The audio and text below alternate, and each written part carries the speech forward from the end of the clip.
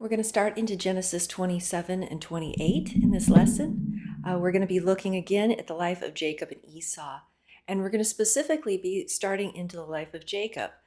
So we'll just go ahead and start reading through some of these chapters and looking at the narratives of how their lives are kind of playing out at this point in time. If you remember, Jacob already has the blessing. He got that from Esau by giving him a bowl of stew. So Esau started hating his birthright is what he was given. And now Jacob's going to go about trying to get the blessing and tricking Esau out of that too. And so there's both a birthright and a blessing. The blessing and the covenant was going to flow to one child, and the birthright was like a double inheritance. And so Esau's already kind of given away his double inheritance. Like I said, maybe he doesn't think too much of it. The land, they don't own any land. There's not a lot of property. It's just sheep and herds again. So we're not quite sure exactly why Esau despised it, but probably also because he sold it. And then Esau goes off and marries two wives of the Hittites in that area, which was not a favorable thing. And those were really annoying his parents. And so now we're starting to see some of the character of why Jacob's going to be the chosen one, why he has the grace and the favor on his life. He's going to do things differently than Esau. So jumping into verse 1 of chapter 27 of Genesis, we have, when Isaac was old and his eyes were so weak that he could no longer see, he called for Esau, his older son, and said to him, "My son." "And here I am," he answered. Isaac said, "I am now an old man, don't know the day of my death." Okay, so it's just saying that Isaac is already blind. He can't see. We're going to kind of see also that he has a spiritual blindness to him as well. He's going to pick Esau over Jacob. He's not going to follow what God wants willingly. He's going to have to be tricked into doing the blessing to the correct son. And we're going to find this is not favorable. Where later in Jacob's life, he's going to actually cross his hands and pick the younger over the older son of Joseph and bless them. And so we don't quite see that with Isaac. We see Isaac just kind of doing his own thing, following his own way. And we will start to see that. So he is blind. He is old. He's calling for Esau to bless him because he thinks he's dying. At this point, we have to guess that Isaac's about 137 years old, and Isaac lives to 180, so he's terribly wrong. He's not dying. He might have been really sick or something going on, but he does recover and lives another 43 years after this. So he will go on to see, even I believe, Jacob's sons come back and all of this stuff to unfold in his life. So this is not by any means the end of Isaac's life. He just thinks it is, and he wants to make sure this blessing and all this stuff gets handled right here and now. And again, maybe he's really sick with something and he thinks that he is actually approaching death. We know that he will live in his state of sickness or blindness for 43 years more, but he doesn't know that. So now in verse 3, it says, "Now then, get your equipment, your quiver and bow, and go out to the open country to hunt some wild game for me. Prepare me the kind of tasty food I like and bring it to me to eat, so that I might give you the blessing before I die." So we see here that Isaac is going to be very food-centric. We've already seen this with Esau. Esau wants stew. He trades his birthright for a bowl of stew. You have to think there was bread and other stuff around that he could have eaten. Like, this probably wasn't the last food in the world. But here, again, we have Isaac saying, I really want stew, Esau. You're the one that makes the best, like probably venison stew or some sort of gamey stew. Go get that for me so I can give you a blessing. And so Isaac is basically requesting his last meal, some 40 years before he dies. And so at this point, Rebecca's going to kind of jump in here. So, because it says, "Now Rebecca was listening as Isaac spoke to his son Esau." So God has already made it clear to Rebecca that this is not the way things are supposed to happen. Esau is not supposed to be getting the birthright or the blessing. It's supposed to be Jacob. She's known that since before they were born. The older was going to serve the younger. And so for her, this is like, oh, Isaac is not doing what's right here. And so she's not going to confront Isaac about it. She's going to go behind his back and manipulate the situation. And Jacob and she are going to enter into deception towards Isaac. And so again, this is not advocating that this is the way you should be doing things, but this is the narrative, and this is how people interacted, and this is how the blessing comes about. So it's just, we need to keep that in mind. There isn't a morality. You'll actually find out that the deception of Jacob he points back to this as a low point in his life of deceiving his father for a blessing. And he will kind of give an idea that, oh, that's why Laban was able to deceive me, because I, had entered into this kind of life. And remember, Isaac has already deceived somebody. He's already said, let's lie about you being my wife. So deception has been a family trait. Abraham had also lied about his wife 2 times, and she'd gotten taken into harems. So this deception thing is not new to this family. It seems to be part of what goes on. And again, not saying that's right or good, but it is what's going on. So Rebecca is actually correct on which son she's chosen as the favored son. Tasty food is going to be highlighted through this whole section as Isaac's weakness. It's going to be just something that keeps getting played up on. And like I said, in both Esau and Isaac, that they're willing to be deceived and to not have the clear senses, spiritual senses, because of food. So now Rebecca was listening, like I said. And when Esau left for the open country to hunt game and bring it back, Rebecca said to her son Jacob, "Look, I overheard your father say to your brother Esau, 'Bring me some game and prepare me some tasty food to eat, so that I may give you my blessing in the presence of the Lord before I die.' Now, my son, listen carefully and do what I tell you. Go out to the flock and bring me 2 choice young goats, so I can prepare some tasty food for your father, just the way he likes it. Then take it to your father to eat, so that he may give you his blessing before he dies." So Rebecca goes, "It's not that hard to make this kind of food. Just go get some goats. We don't need you to go hunting for deer." And you know what? I'm pretty sure that he's willing to sell this blessing for food. And so Rebecca's right. She actually knows Isaac pretty well, right? That if you're willing, and she, this term comes up a couple of times, tasty food to eat, something he likes, your father to eat, like all these words are coming up and we're seeing a repetition here. It's kind of pointing out, look, Esau could be bought with food. Isaac probably can be too. And so Rebecca doesn't want Esau blessed at this point, and she has good reason. He's brought home wives that trouble her. And so she knows that Jacob's to be the blessed line. So far, Jacob's not married. He kind of, like you said, he dwells among the tents. He kind of hangs around. Like, it seems to be working with Jacob and her. So anyway, we move into verse 11. Jacob said to Rebekah, his mother, "But my brother Esau is a hairy man, while I have smooth skin. What if my father touches me? I would appear to be tricking him and would bring down a curse on myself rather than a blessing." Okay, so Jacob points out the obvious. Esau, from the beginning, we've heard, has hair covering his whole body. So they're not, doesn't seem like they're identical twins. It seems like there's some major difference here. And Jacob goes, "Look, he tends to touch us. He tends to know us apart. Like, I don't think that he would be taken just by the food."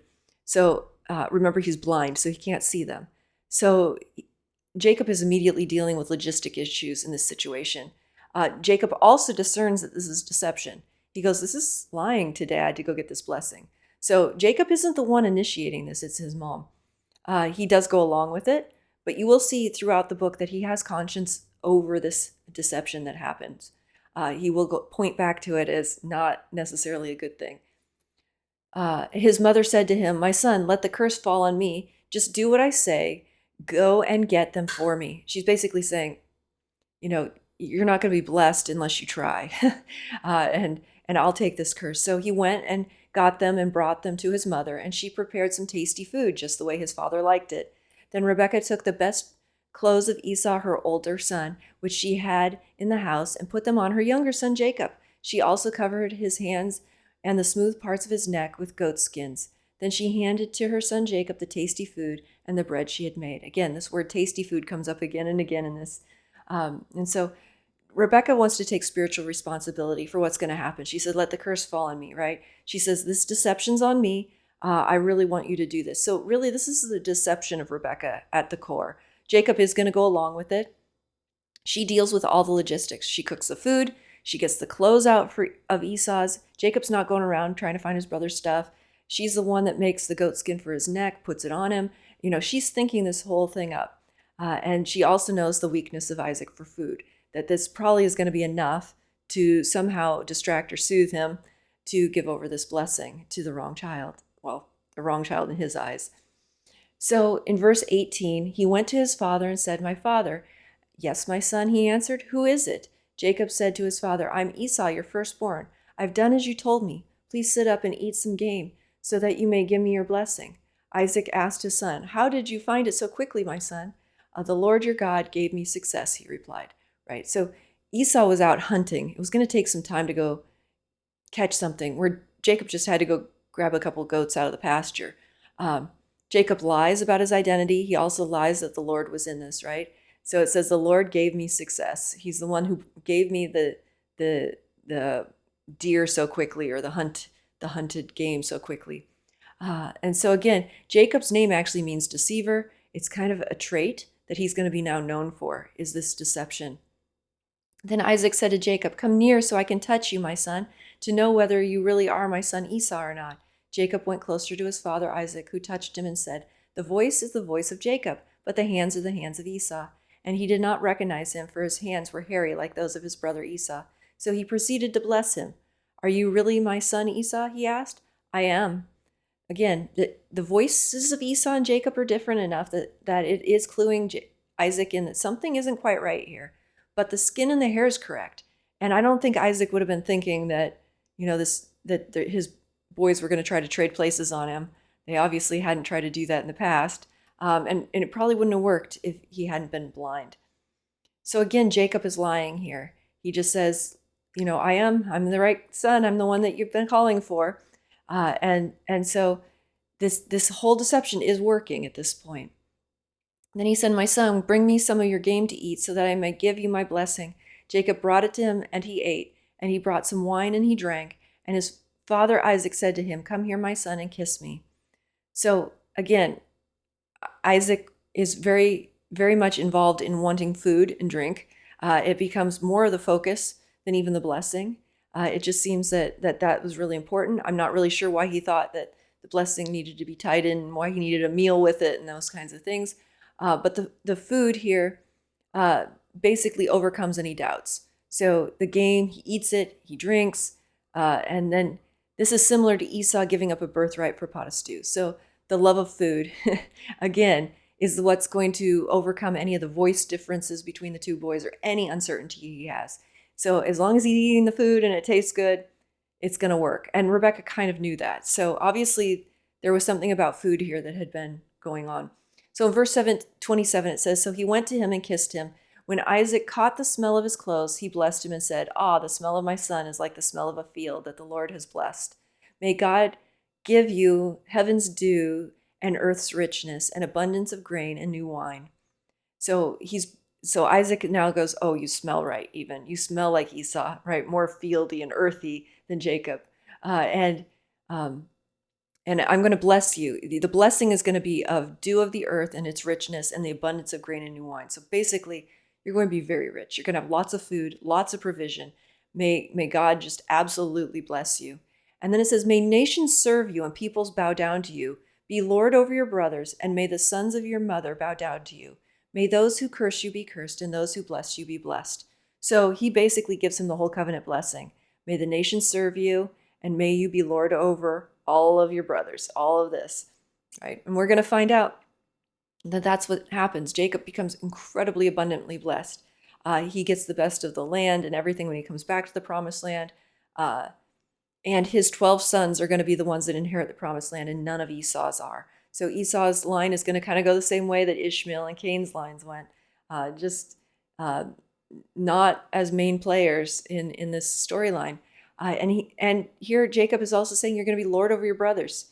So there's not really anything left other than all of this blessing, right? Head of the household, the nations, and people are going to serve you. Those who are blessing you will be blessed. Those who curse you will be cursed. Like, you get everything. You get the abundance of heaven and the riches of the earth. Like, everything I could bless you with as a father to see you be prosperous. Again, the lordship over his brothers is going to point also to this kingly line. The line of Judah is eventually going to bring forth David that's going to come from this line. And Sarah had already been promised a royal line. That ruling over his brothers meant that he was going to be able to be over the entire kingdom of the promised land. Some of his sons, right? That'll be David and some of David's sons, Solomon. And then we're going to see all of that come out of Jacob's line eventually. We also see that Joseph had a similar blessing, but Joseph's dreams when his brothers bowed down to him was only temporary for Joseph's line. Uh, Joseph would have two tribes come from his line, Manasseh. We'll get into this once we hit Joseph. But when we see Joseph and his two dreams about the sheaves of wheat or the stars bowing down to him, uh, it's going to be temporary. It's only going to be for like 100 years or something that Joseph's line rules in Egypt. But this is different in Jacob's line, because the line of Judah that comes from Jacob is going to rule over his brothers and those things inside of that. So forever, eternally, right? Christ is going to come from that line. So it's a little different. There's no lineage of Jesus coming from Joseph's line. So it's a very temporary rulership over his brothers. So these things can mean different things when they're getting these prophetic words, right? So the blessing of Isaac is going to be, we're going to find out, is going to be an eternal rulership through the line of Jesus, where Joseph's was temporary. So having your brothers serve you may be temporary, it might be long term. We're not always sure in the storyline until the story plays out further. Okay.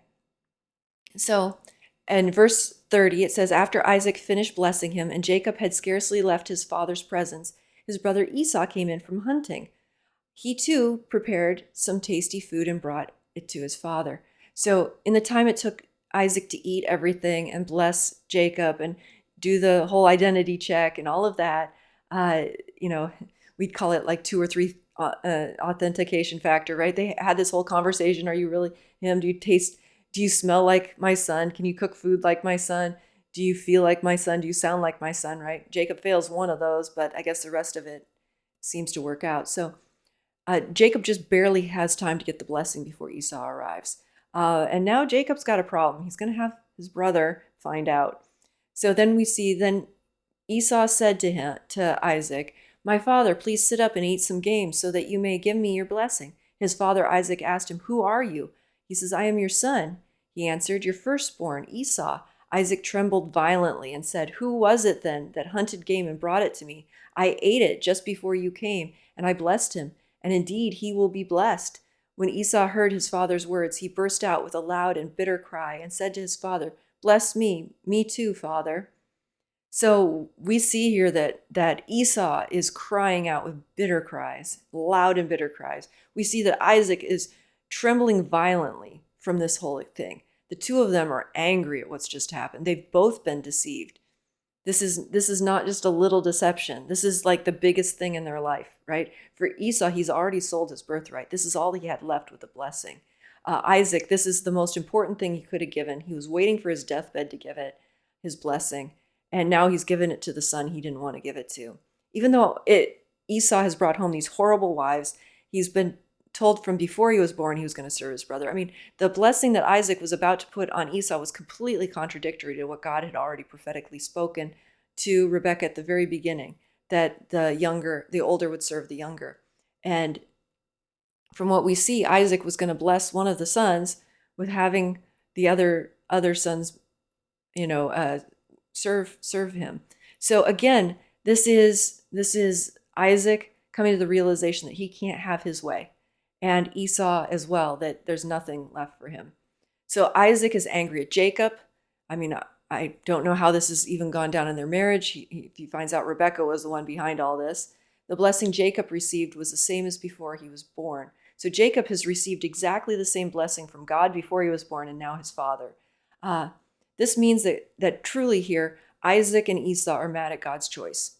They're not aligned with his blessing and what he wanted to do. We're going to see this in a similar situation with Balaam later on in a different book, that he goes to curse the people of Israel, but he can only bless them because that's God's determination. And sometimes that's what happens here. We find out that God has said something before these two are born, which they're going to play into, and we get that. And you're never quite sure, is God just forecasting what the people are going to play out and what's in their hearts? Or has he made this choice far beforehand and he's going to make sure it comes about? Now, I'm not saying Rebekah and Jacob's deception was necessarily the right way to go. Maybe we see with Balaam, when he goes to curse the people, that God actually intervenes. His donkey talks to him and says, as there's an angel standing in the road about to kill Balaam.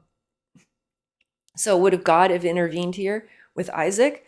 If Rebecca hadn't, uh, we don't know, but I would assume that Isaac would not have been able to give the blessing he wanted to Esau, no matter what, from what it seems. So again, we do see that there are different ways of blessings coming to people.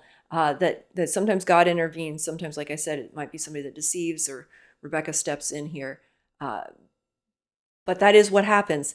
Again, it's historical narrative, and whether these are the right things or wrong things, I'm going to say, if your donkey starts talking to you, it's definitely God, right? Like in those cases, I mean, we always need to discern those kinds of things, that it's not demonic, but in those cases, that was God, and allowing that donkey to speak to spare Balaam's life and give him more spiritual insight to what was going on, because his donkey was more perceptive than he was.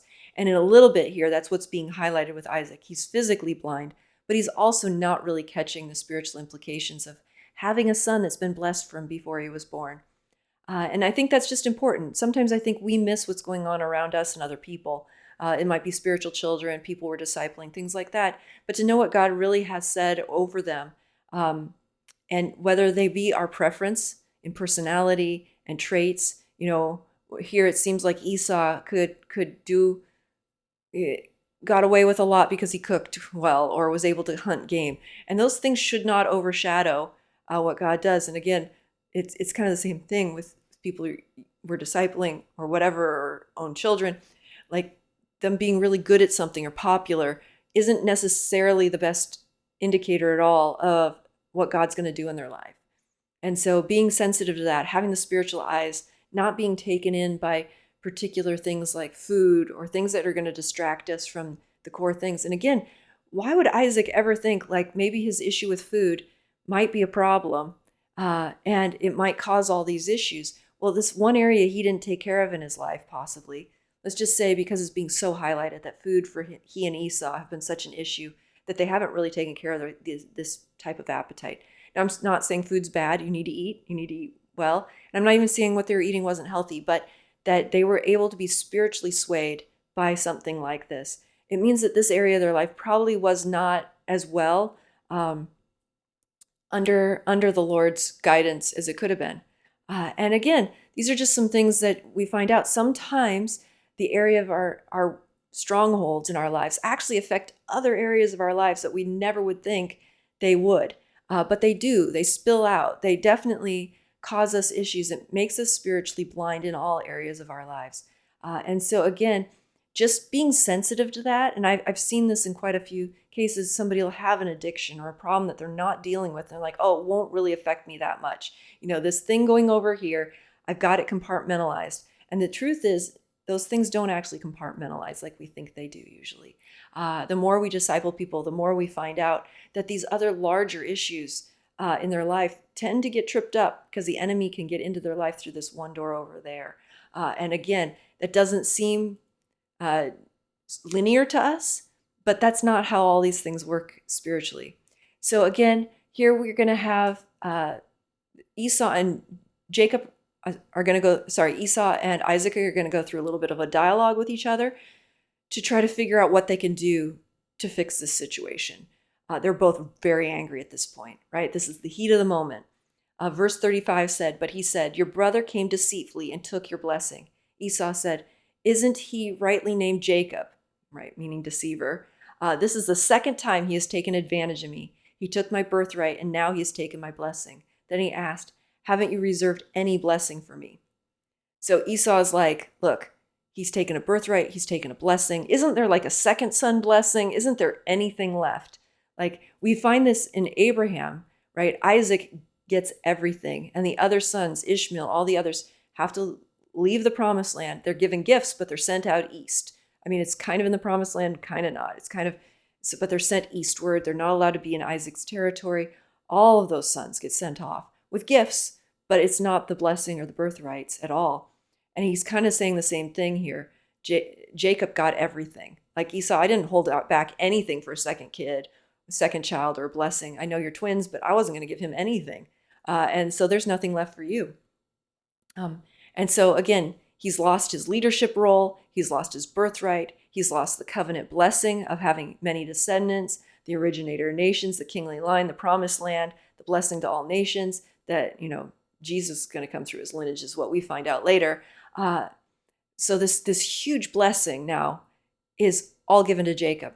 So in verse 37, Isaac answered Esau, I have made him lord over you, and have made all his relatives his servants, and I have sustained him with grain and new wine. So what can I possibly do for you, my son? Esau said to his father, do you have only one blessing, my father? Bless me too, my father. Then Esau wept aloud. His father Isaac answered him, your dwelling will be away from the earth's richness, away from the dew of heaven above. You will live by the sword, and you will serve your brother. But when you grow restless, you will throw his yoke from off your neck. So more or less, this is the Ishmael blessing, right? He was going to be a wild donkey, and he was going to, he'd have to serve sort of, but he'd kind of have his own place, but he couldn't stay in the promised land. We're going to see the same thing come here for Esau. You're going to have to serve him, but at some point, you're basically not going to have to anymore. You're not going to get the dew of heaven and the richness of the earth. Basically, you don't get the promised land. You're going to be outside of that. You're going to have to live by your sword, meaning the wells and everything here that I've already dug, that I found this place of peace. You don't get to stay in that. You have to go fight your own battles. You have to go take your own land. You have to go find your own spot. All these wells that Isaac has already been through. Jacob and Esau probably watched all that conflict. And he's basically saying, Esau, you're going to have to go through all the conflict I went through. You're going to have to go do that. Jacob doesn't have to. He gets this stuff. He gets the dug wells. He gets the peaceful land. He gets the prosperousness that's already here. We're growing things. He gets all of that. He gets all the grain that's growing. He gets everything. And so again, but Esau will eventually throw off these yokes. As we saw, Ishmael becomes a large people group. He has many princes and tribes. Remember that genealogy of Ishmael was huge, even next to Isaac's, right? And so Esau's as well is going to have this large lineage. It's not going to be that it's going to be nothing. It's just not going to be what Jacob's is. And again, it is that kind of blessing that's left. So more or less, as Esau's weeping, Father, can't you come up with anything for me? And he's like, kind of, no, I was going to just make Jacob have to serve you, all the descendants serve you. That was my whole plan, was just put you in charge of everything, Esau. But obviously that completely went upside down. So again, we move into verse 41. Esau held a grudge against Jacob because of the blessing his father had given him. He said to himself, the days of mourning for my father are near, then I will kill my brother Jacob. So Esau has determined that as soon as Isaac dies, he's killing Jacob. They all think Isaac's about to die. Like I said, it's quite gracious of God. Isaac's going to live another 40 years. That's going to give Jacob plenty of time and this whole feud to kind of chill out, and them to simmer through this and the anger. So Esau is angry. He has a murderous vendetta. We found out from the time of Cain and Lamech and others that is not good to have vengeance in your heart. Like God told Cain, sin is crouching at your door. That means that there are things in Esau's life right now that are not on the right path. Esau is going to try to retake the birthright and blessing through murder. That's his plan. I couldn't get blessed, so the only way I can have it is by killing the one that has it now. And I don't know, we kind of see the same thing with Joseph. As soon as they find out he's blessed and is going to rule over them, the first thing they want to do is kill him. So I know I've heard some people say, well, then just don't tell people that you're blessed. Well, Joseph could have kept his mouth closed and not told his brothers about his dreams, but Jacob couldn't do anything about this. At this point, this blessing is known. It's known that Jacob is to be the ruler of the household, and this is being given. And so murder is the thing that comes up pretty regularly when you see someone else getting something you want. And again, we see this even in our context now. People that get promotions at work, how are we reacting to that? People that get promoted or being given things in a spiritual context or ministry context, how are we reacting? Is it going to create jealousy and contention and strife or murder in our hearts? Or are we going to allow those things and those blessings of God and people to be blessed and to join in celebrating? And I'm going to say this, there is being just apathetic, not murderous. So there's murderous hearts, then there's apathetic hearts, but then there's celebrating people's successes. And I think when you can celebrate others who are getting promotions around you, things that maybe you desperately want, that those are the times that our hearts are really being tested like this. Are we going to be like Esau, where or Joseph's brothers, where we can't handle stewarding, hearing other people's blessings or their dreams? Or are we going to be able to hear them for what they are and be able to steward them well with that person? And so, again, I know sometimes even the people we're discipling might get bigger words than we've ever had. How are we going to handle that? How are we going to be able to walk with them without murder in our hearts and celebrating their successes? Isaac here, he didn't want this for Jacob. Nobody around Jacob but Rebekah wanted this for Jacob. And there's a lot of times that happens too, that the blessings and the favor come on people we don't want it to come on. Or it comes on us and nobody wants it on us, right? And here, Jacob is going to lose his family over this. He's going to have to leave because of the favor and the blessing that he just got. Again, there's no way Jacob could have held this closer to him. Joseph's the same thing. As soon as they find out he's the blessed son, he's going to end up having to leave, sold into slavery. So they're losing a lot. And this is kind of a question. Is this a persecution in Jacob's life now? Well, he kind of earned it because of the deception, but he was going to get this blessing at some point, and Esau was going to get mad at some point because God had already said the older will serve the younger. And so again, how do we deal with not just the side of not being jealous over someone else getting something, but how do we handle the promotions? Because sometimes it costs us everything. It costs us our family relationships. It costs us our ministry standing. People around us might really hate us, even in our ministry context, when God calls us into something. So again, it is then on Jacob as well to have to steward the situation of loss and grief and pain that he's going to go through as he has to leave. He's leaving his family under a terrible situation. Abraham, as much as he had to leave his family, and it was a lot of separation, they didn't hate him and they weren't trying to kill him. But what is it when your own brother wants to kill you? Because you have been the chosen child since before you were born. Again, that's a lot of loss and that's a lot of trouble. And we see actually in the story of Joseph, we will get into that a lot more because there is a reconciliation in that story. There is in this one too. But in the later life, there is a reconciliation with Joseph and his brothers. And because of that, we see how much Joseph has to work through. He actually deceives them a couple times trying to ferret out where they're at and if they even like him anymore or can even be around him or if they're going to do it again, right? After you've been that stabbed in the back by someone like this Esau, these are twins. These are brothers that have grown up together. And now he has a brother who hates him. That's a lot to take, right? So again, right here, we're just going to see this story start to unfold as Jacob now is a basically wanted man because Esau wants to kill him. And I don't know if you've been in that kind of tension before, if people have actually wanted to kill you before, but it does happen even in family groups. And so again, Isaac ends up living a very long time. This is going to be a grace to the family probably because as Jacob is gone, Esau does not take over. Isaac is staying as the patriarch here. So in verse 42, it says, when Rebekah was told that her older son Esau had said, she sent what he had said about killing Jacob. She sent for her younger son Jacob and said to him, your brother Esau is planning to avenge himself by killing you. Now then, my son, do what I say. Flee at once to my brother Laban in Haran. Stay with him for a while until your brother's fury subsides. When your brother is no longer angry with you and forgets what you did to him, I'll send word for you to come back from there. Why should I lose both of you in one day? So we actually never hear Rebekah calling for Jacob. She never finds out that Esau's fury subsides. Jacob's going to have to find that out on his own later. So the plan doesn't completely come through, but a lot of the plan does. Rebekah is right again. She's right that Isaac can be bought for food, and she's right that Esau is out on murderous revenge and that Jacob needs to flee. And he'll be safe if he goes all the way to Haran. Remember, that's where Rebekah came from. That's where Abraham came from. This is well outside the promised land. So she's telling her good son, who's not yet married, please leave the land. Please leave your promised blessing. Everything your dad just promised you. You're in that fatherly blessing of land and dew and success and wealth. You can't have it right now.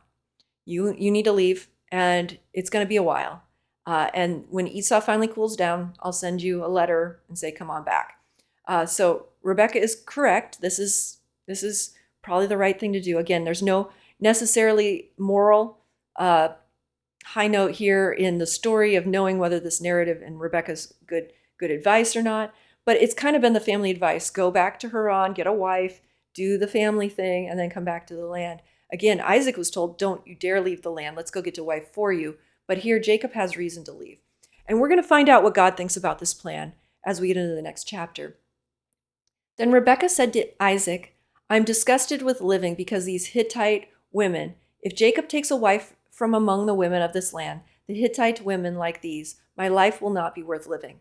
So Rebekah's having to live among the women that Esau's brought home, his wives, these Hittite women, and they are not good. This is bad news. They're of a different type of faith, and she's tired of it. And she's like, if Jacob brings home another one of these, if Jacob goes out and marries and brings someone else like this, all I'm going to have in my women's group here, right, in the tent of the women area, is these women that I just can't stand. And so Rebekah is kind of using this to soften Isaac to the idea of having Jacob leave. Jacob's a problem child. Isaac's probably not real happy with him either. So Rebekah's kind of cooking up this plan and presenting it to Isaac this way. Isaac might have gone along with it anyway. Rebekah's like, let's just send the blessed child out of the promised land. He can go get a wife. And Isaac's like, sure, and agrees to this, right? Because it's sending Jacob away. It's getting rid of the problem, and they're keeping the dangerous avenging son.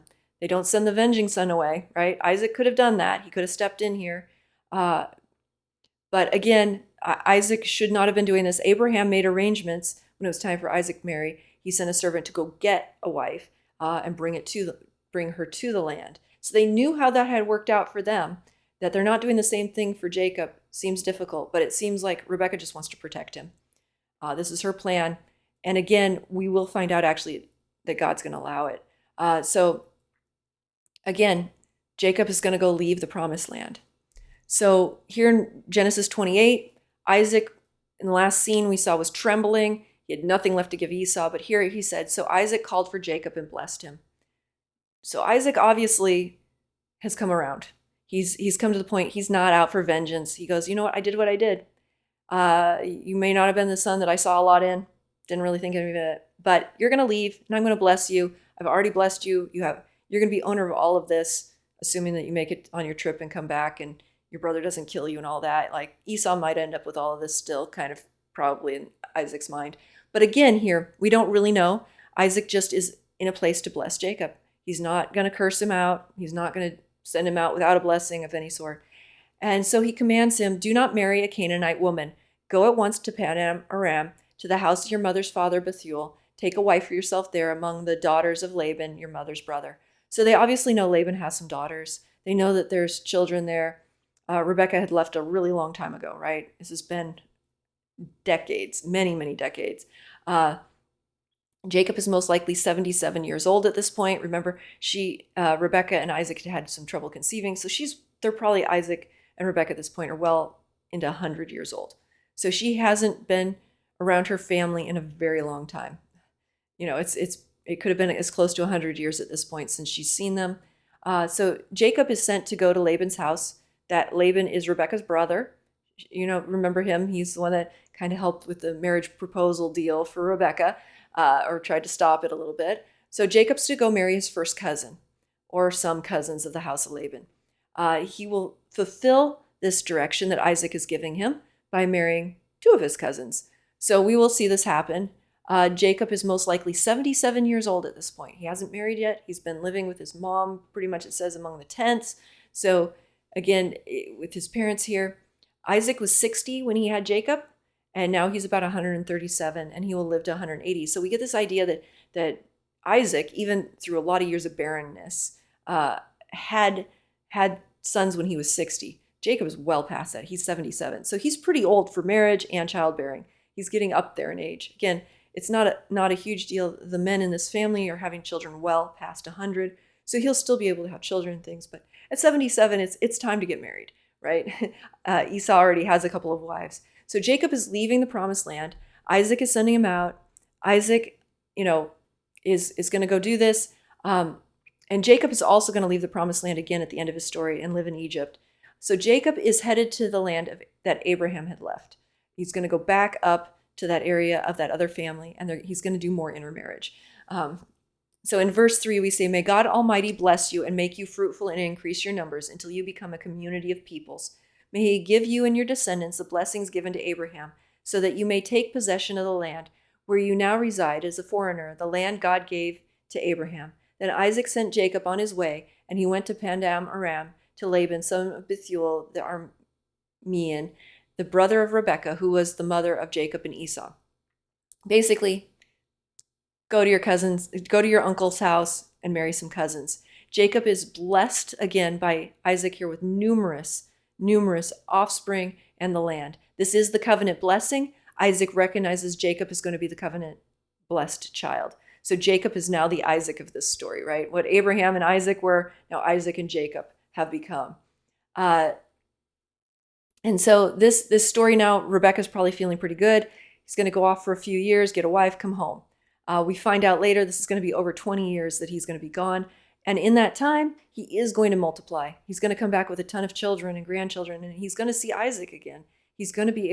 Isaac is going to see this blessing come about in his lifetime in ways that I'm not sure that Abraham saw as much of that, right? Abraham was already past by the time Isaac has children of his own.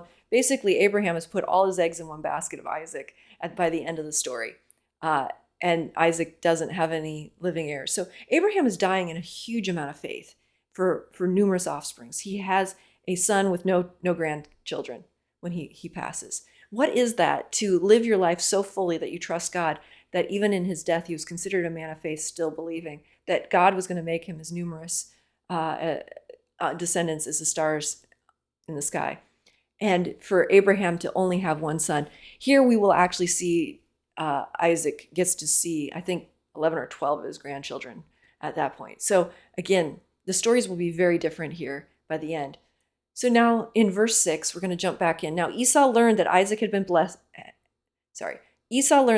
blessed Jacob and had sent him to Pandam Aram to take a wife from there.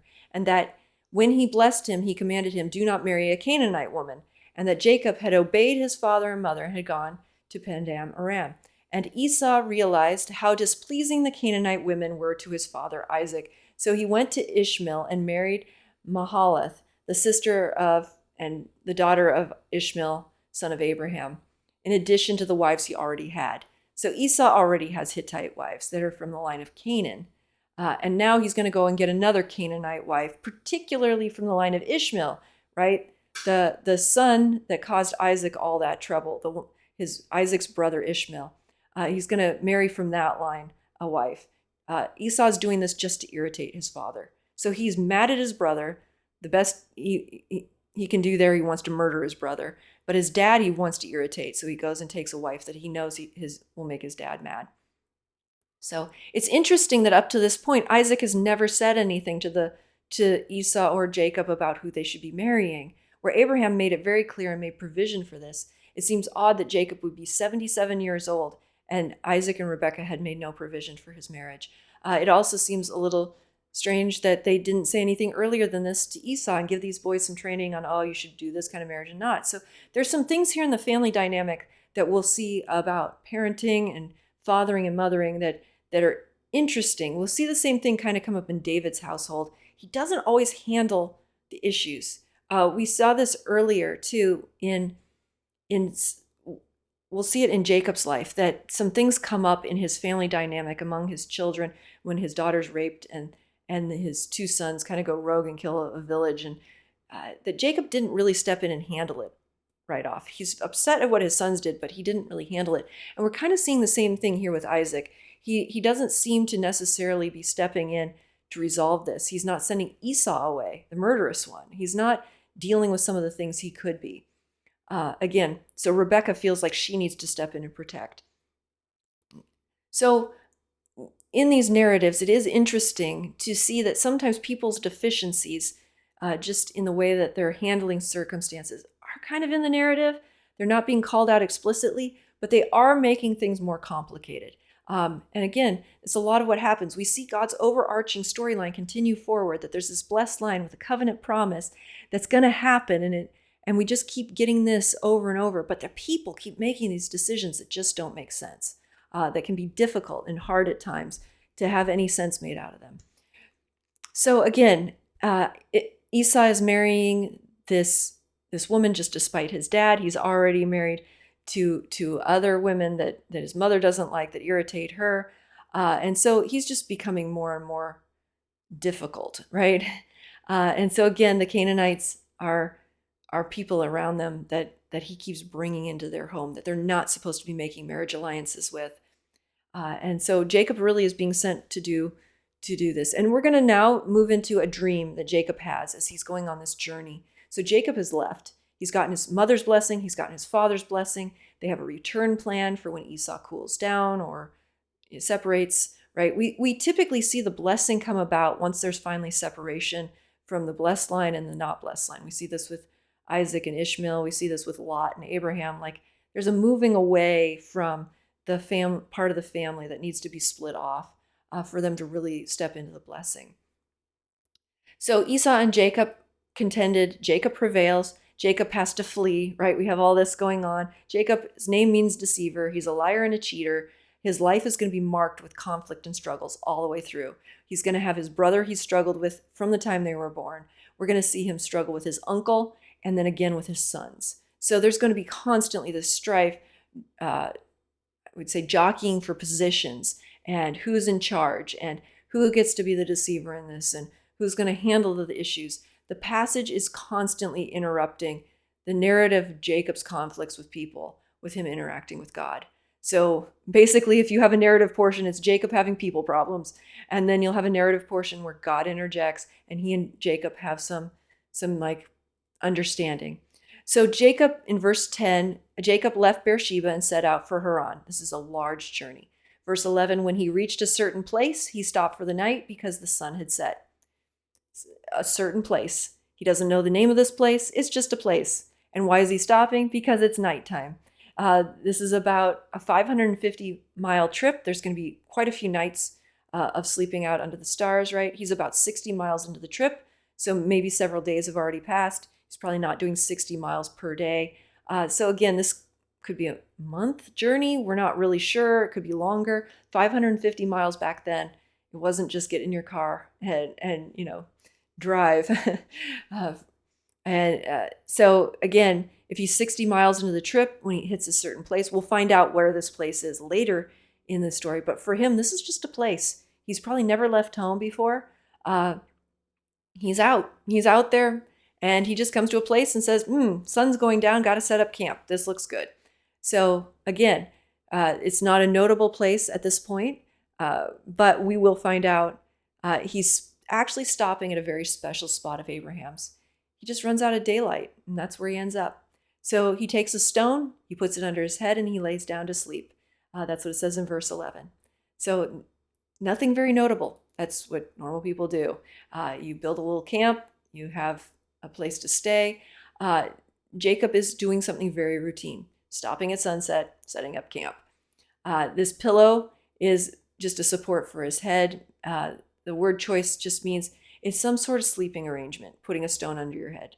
It just means he's stopping and setting up camp.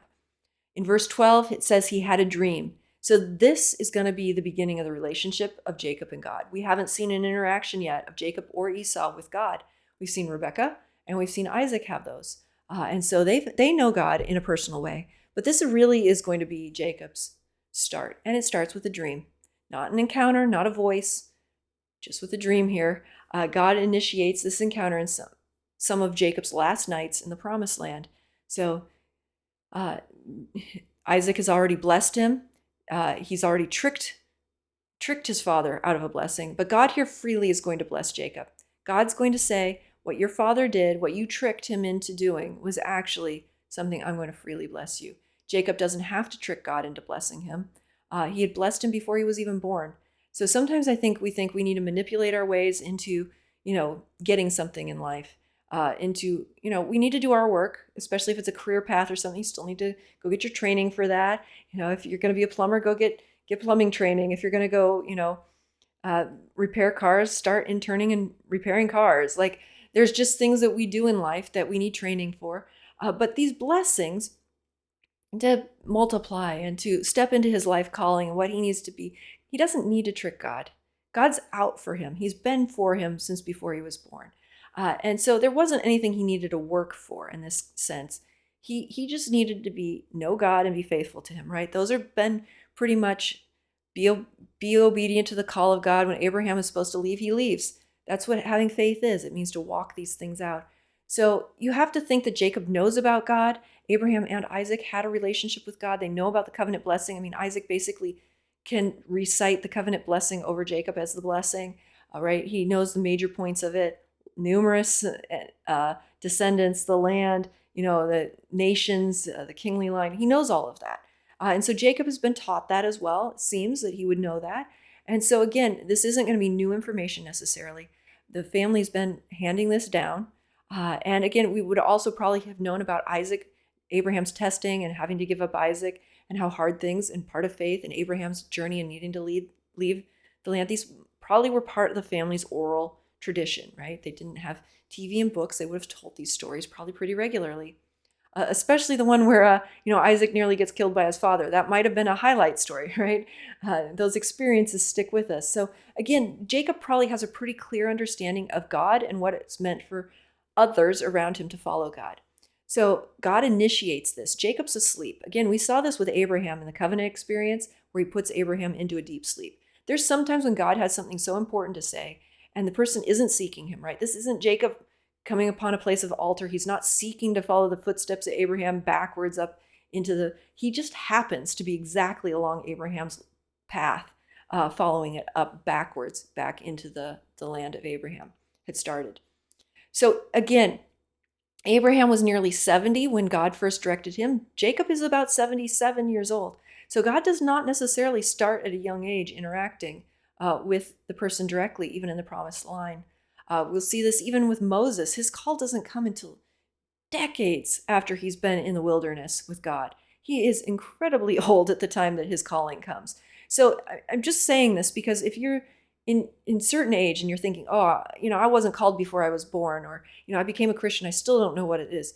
Your calling might come out of the blue in the middle of the night, and just reset your life path. And I'm not saying you don't already have some sort of calling, but Moses came from a burning bush as he's going about being the best shepherd he can be out in the wilderness, right?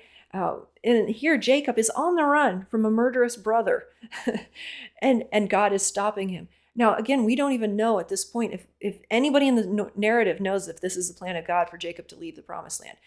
Personally, I think they'd be assuming this probably wouldn't be, because Isaac wasn't supposed to leave. He was supposed to have a wife brought to him. And here Jacob is not doing that.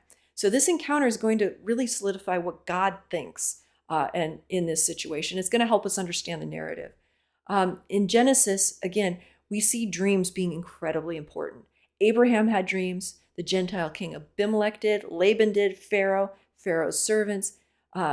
Joseph has dreams. And again, Jacob here is having dreams. So if we look through the lineages, this family knew about dreams. They knew it was a very real way that God spoke, and to the point where Joseph was like fourth generation into this, and he's interpreting dreams for a Pharaoh. So again, these dreams continue to come up through the book of Genesis. They're being given to both the believing line and the Gentiles around them. And so dreams were a part of their culture. It was a part of what they discussed and talked about, again, to the point where Joseph freely is sharing his dreams and gets in trouble for it with his brothers. So again, dreams have prophetic meaning. They're a divine word or announcement or injunction or warning delivered to the dreamer from God. The meaning of the dream is clear and unambiguous, and the dreamer immediately grasps it in these cases. In such dreams, God or an angel appears to the dreamer, stands nearby, and speaks, right? This is a different kind of dream. This is a prophetic dream with a divine meaning or announcement. This is not a symbolic dream. Joseph's were symbolic, right? The sheaves of wheat were bowing down to his sheaf of wheat, or the stars and the moon and sun were bowing down to him. So in those cases, he had to interpret that, it's my brothers bowing down to me. In this one, Jacob's going to kind of see a picture that's a spiritual picture, but he's also just going to have an explanation, basically a narration by God or an angel in the dream. And we see this happen. There's two types of dreams. There's symbolic dreams, and then there's literal dreams. And they shouldn't be too hard to tell apart. The ones that are symbolic tend to just have people in them, maybe family members, people you know, but maybe you're standing in for other symbols and things going on, or you're driving a car, but you know God's in it. He's trying to tell you something. And we see that with Joseph, right? The sheaves of wheat and this stuff going on is very symbolic, and he has to interpret it. The Pharaoh, ears of corn and cows eating each other. Like, that's weird. That's not literal. The cows don't actually eat each other. 7 cows don't walk up and eat each other in Egypt. That's not what's going to happen. But then this kind of dream is very different. This is a direct encounter. It would almost be what we would say like a vision, even inside a dream of this encounter.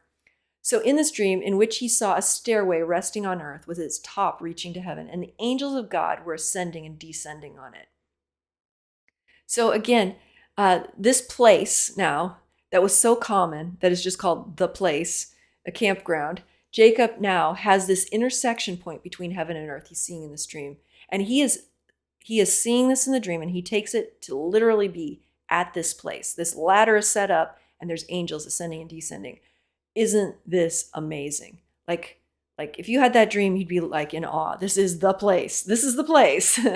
So God is far above the earth in this dream, much like in the Babel account, except here God has come to interact with him. Remember, in the Babel account, God has to come down to see what they're doing at the tower. God here is going to say a bunch of things about spreading his offspring and all this stuff. But again, we see this idea of the ladder come up in John 1:51, and it is fulfilled in Christ. It says, Christ says, "Truly, truly, I say to you, you will see heaven opened and the angels of God ascending and descending on the Son of Man." And so that's about Jesus. He's saying, I'm going to be that ladder everywhere. Right? Jesus lives in us. So then we have access to heaven. Basically, we become the people that carry God, that God now, it's not just in a location, but God is going to be with us. And that's what we're going to see come through Christ, is that he's going to be the one that opens this doorway to heaven over lives and over whatever region or area we live in, because Christ is with us and he is the ladder. So this ladder could also be kind of the idea of an American ladder, or something we think of now as a modern ladder, something we climb up with the rungs. It could have been that, but more likely this is noting like a flight of stairs. Something in the ancient culture might have been closer to a ziggurat or a stairway, like a tower with a lot of stairs going up on it, that the angels are coming and going up, maybe a ramp type of ladder more. And so just to put it in perspective, sometimes, we get the best English word we can here, the translators can, which is ladder, but it might not be exactly what we have in our heads, the ancient idea. So he's seeing this grand thing where the angels are coming and going off of this. And it might be a whole structure. There above it stood the Lord, and he said, I am the Lord, the God of your father Abraham, and of God of Isaac. I will give you and your descendants the land on which you are lying. Your descendants will be like the dust of the earth, and you will spread out to the west and to the east, to the north and the south. All the people of the earth will be blessed through you and your offspring. So God is reiterating, look, I had a relationship with Abraham. I had a relationship with Isaac. I am the Lord. And anytime we see I am the Lord start a statement like this, is the covenant statement. God is making a promise here. The Lord stood. He is seeing the Lord stand in this dream above, right? And so he is in awe. This is the God speaking to him. And he's telling him the same things. I'm going to give you descendants. I'm going to give you this land.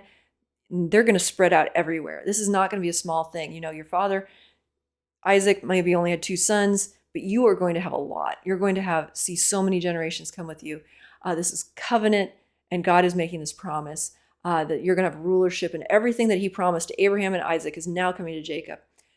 This is the solidifying of Jacob and his covenant interaction with God. This is it. This is the place. This is where he's doing it. In a dream, right? We've seen the covenant promise come to Abraham. Remember, there was cutting of covenant. They had the animals, and God comes in a smoke and a boiling pot. And now with Jacob, it's very different. It's in a dream. And he's seen angels even in this dream. So again, God is the one who pronounces this. Jacob doesn't have to deceive God into doing this. And Jacob is being repeated again, a kingly line and nations to come from him. There's nothing particularly conditional in this that Jacob has to do other than live somewhat normal life. He has to procreate, and he has to return to the land. Those are pretty much the conditions. And again, those can be difficult conditions. This land has been difficult for them to come and go from. Again, Jacob will come back. Isaac is still going to hold the land, the wells, and everything for him.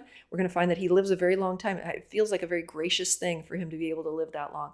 The seed here is going to be descendants and offspring and children, is kind of the way that word translates, that he's going to have this huge blessing on him. We're going to actually see 12 tribes come from Jacob. It's going to be very different than what we've seen in Abraham or Isaac's lives as far as this blessing of children.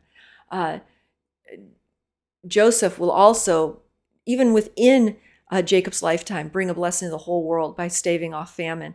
He's going to do that. And so Jacob's going to see this worldwide blessing even happen in his lifetime. So Jacob's going to see what Abraham set up.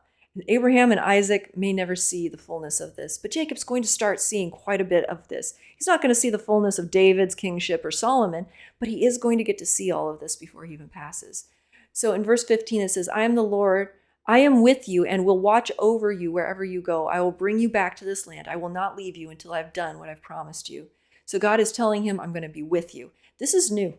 This is an essential part of the promise, that even as Jacob is leaving the promised land for a time, God is going to go with him. Now, that's not something Abraham got. Abraham was told, you leave, come to this promised land, I'll be there with you in that place. But I'm not. But this time, Jacob, even when he's gone, is going to be blessed outside of the land. He's going to multiply flocks and wives and children and everything that he needs for this blessing. His whole life's going to be, in a certain sense, blessed. And God's going with him. Again, and then God's going to make sure he comes back. God's going to be the one to do that. That's going to keep him in the land. And so again, this is just a wonderful thing. And we'll see Moses point back to this kind of idea. I'm not going unless you go with us. Again, Jacob learns this firsthand, and we see Moses drawing on this later. Like, there was something about this Moses, as he's writing this about Jacob, is pointing out to us. It really matters that God goes with us. And like I said, Jesus being the ladder and the fulfillment, and Jesus lives in us. We never have to worry about this in our time, right? That God wouldn't be in us or with us. Like, Jacob's thinking, this is the place I found God. Why wouldn't I just set up my tent here? I'm 60 miles away. I could just hang out here, right? Like, that might be your first thought. But God's like, no, continue on, and we'll have further encounters. We'll have further relationship where you're going. And so God is giving him and saying, you know what, Rebecca sent you on the way. It's okay. I'm with it. I'm in this plan. This wasn't just your mom's idea. This isn't another deception. This isn't another scheme. This really is something I'm backing up. So in verse 16, when Jacob awoke from his sleep, he thought, surely the Lord is in this place, and I was not aware of it, right? This place. He was afraid and said, how awesome is this place? This is none other than the house of God. This is the gate of heaven. So Jacob awakes and he responds to God immediately, right? You have one of those, like, I can't imagine having this dream and then the feelings and everything as you wake up. He's astounded or unnerved is what the word awesome means. In dread, fear, awe, reverence, respect, right? We don't quite necessarily get that from the word awesome, but he gets that this place is so important. And he says, this is the house of God. Now, if you've met God, you want to meet him again. You want to come back to this place. This is the gate of heaven. And I'm sure Jacob is thinking, why am I leaving this place, right? Why can't everything just come to this place? And so early the next morning, Jacob took the stone he had placed under his head and set it up as a pillar and poured oil on top of it, right? He's building an altar. Abraham's done this. Isaac's done this. When they want to mark somewhere as the land of God, they've set up an altar. Abraham and Isaac have already done this. And so this pillar, monument, or memorial, right, is what an altar is. It's a sacred stone, something to commemorate the covenant.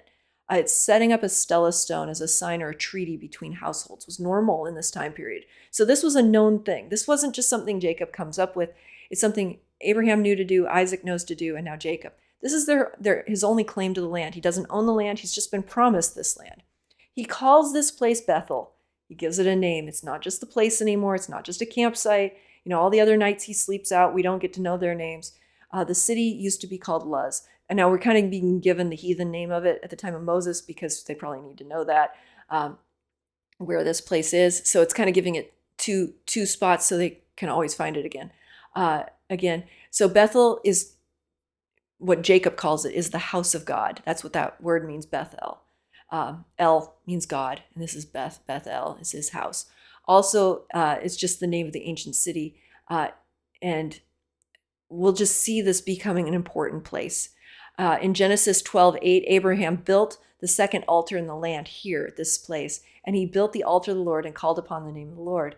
And then after Abraham was kicked out of Egypt, he has to go rededicate himself to God to remain in the land from then on. In Genesis 13:3 and 4, Abraham went back to the altar at Bethel and called upon the name of the Lord. So this place Jacob doesn't know it, but he's just stumbled into Abraham's altar location. And so 60 miles away from where he's lived his whole life, it's a couple days journey. Isaac probably has never taken him there. And this is the big moment of Jacob at this point. And so this is in an important place that's been rededicated, that Abraham had already been in, that God has met them there already. And so this becomes a family site, and they're setting up stones and doing these things. So again, we don't know, maybe the stones he's setting up are the same ones Abraham had set up decades and decades earlier. So this is the place. Then in verse 20 it says, then Jacob made a vow saying, if God will be with me and will watch over me on this journey I'm taking and will give me food to eat and clothes to wear so that I return safely to my father's household, then the Lord will be my God. And if this stone I have set up as a pillar will be God's house, of all that you give me, I'll give you a tenth. Okay, so Jacob basically says, okay, you said all this stuff. I'm going to repeat all of it and put it in an if statement. If you do everything you just said in your covenant promise. So he doesn't quite yet know that God's faithful. He's saying, if you bring me back safely, you go with me, and you bless me with food and clothes. He's on this huge, scary journey. We get that. And he says, I set up this stone, and I'm going to come, and I'll give you a tenth. We don't know if that ever actually happens. We don't know at the end if he does. We do know he comes back to this place, but we don't know about the tenth necessarily. That's never actually said. But Jacob is responding to God's covenant promise with a vow. And the vow is given in the if-then statement. If you do this, I will do this. Again, so this is going to need to be worked out in Jacob's life. There's some things about this. We also see vows being taken in Judges 11:30 and 1 Samuel 11:1. So this is not completely different than vows being taken other places. Jacob lays out the if part. If God takes care of him, gives him safety, well-being, that then he will make him his God. So it seems like there's still some hesitancy in Jacob to say, you're my God personally after this encounter. Abraham and Isaac are like, you're my God.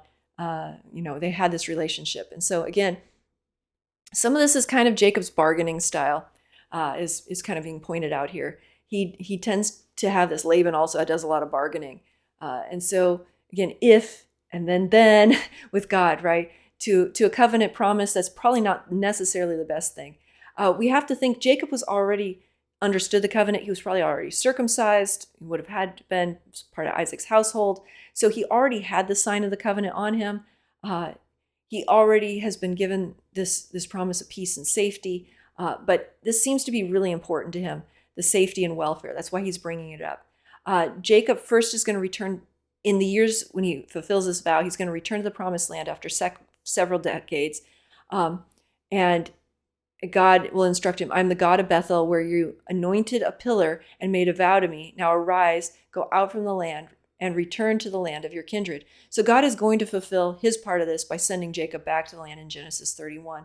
We're not there yet. We're only in Genesis 28. So over 2 decades later, God is going to call him back to Bethel. He's going to say, remember that place, go back to the Bethel place. Years later, Jacob finally acknowledges God's fulfillment of the covenant promises for protection. We'll see that in Genesis 28:20, and then in Genesis 48:15 and 16. Jacob will verbalize that God has protected him. So, but at the end, we do see that this if-then statement that Jacob has, that he understands. Jacob reflects that God's been with him, protecting him and guiding him over the years, and he fulfills his portion of the vow, is the sense we get at that point. I don't know that it ever brings up exactly how the 10th of Jacob giving to God happens. It's not really covered whether or when or if it does or doesn't happen that he fulfills that. But the idea is this is the initiation of Jacob. It starts with a dream. God is the one that initiates the relationship with Jacob.